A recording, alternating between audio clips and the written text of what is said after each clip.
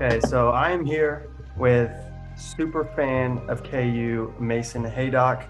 You may have seen his viral tweet that happened, and if I'm not mistaken, you didn't even see that until what, hours after you left? It was actually Sunday. It was the next day. The next day. So I was driving home from Austin, which I live in New Mexico, so it was about 7 hours. And I was driving back, and I was like halfway back out in the middle of nowhere in West Texas, and my phone started blowing up, and I couldn't actually even open the tweet because I didn't have enough service. So yeah, no, it was kind of crazy, and yeah, it didn't really take off. I don't think until Sunday either.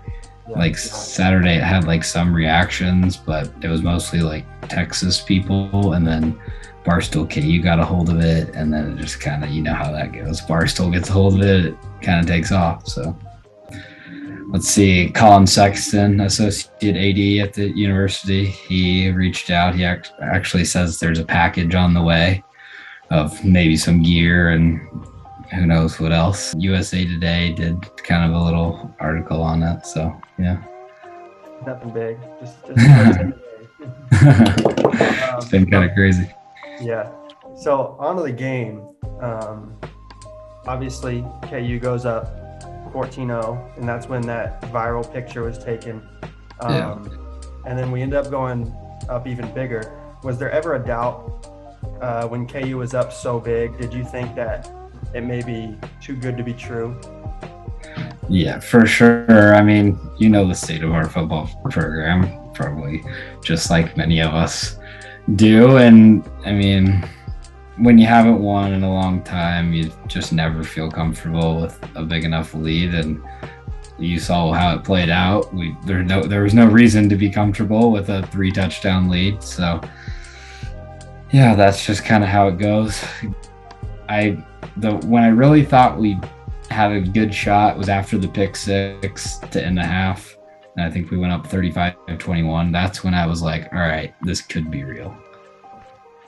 As you mentioned, it was a little bit too good to be true as it went into overtime.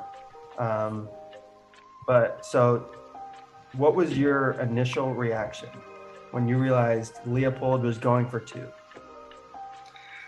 Man, I was thinking about it long before he actually went for two, because Texas got the ball first. I think we won the toss and chose to take it second, which is usually what teams do in OT. But so they went down and scored. I definitely thought if we got the chance and were able to score a touchdown, that two was definitely the right call. I've read that you've gone to a lot of KU games over the years. So where does this rank in the games that you've been to? 1A, that's for sure. Yeah, no, this was a special one for sure. Packed house in Austin, big stadium, you know, very storied program. So no, that was cool. All right, so 2 games left at TCU, and then at home against West Virginia. Are you going to be in attendance for either or both of those games? This weekend's still up in the air.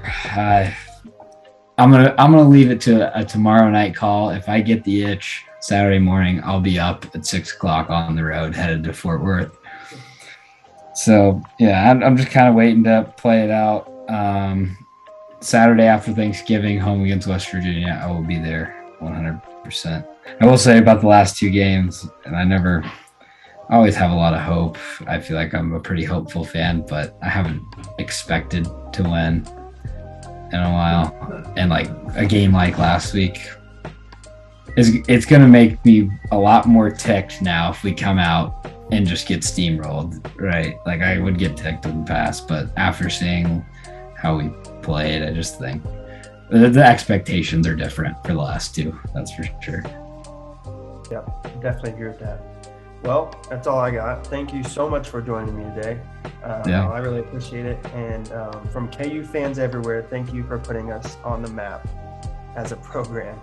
Yeah, thank you. I appreciate the coverage, and happy to, speak with all you guys that were probably feeling some of the same emotions that I was on Saturday night in Austin.